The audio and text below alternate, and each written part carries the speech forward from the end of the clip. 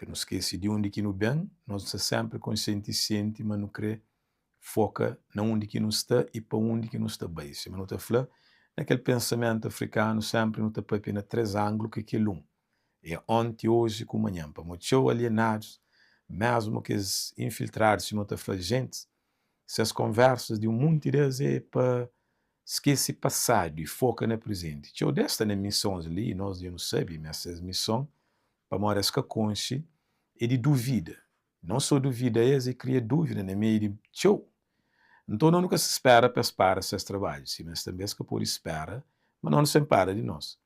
Se Fred Hampton falou, pode matar o revolucionário, tenta silenciar, mas nunca pode terminar aquele propósito, porque consegue fazer.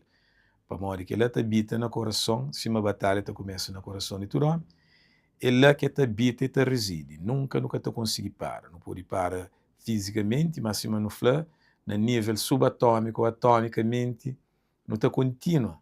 Está traz aquela energia, aquele propósito mesmo, através de podcasts, através de posts, através de conversas no dia a dia, através de visita, através de mesmo momentos de alegria ou tristeza.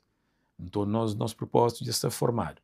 É que nada individual, mas se nós servos, se não te falar, de um propósito mais grande.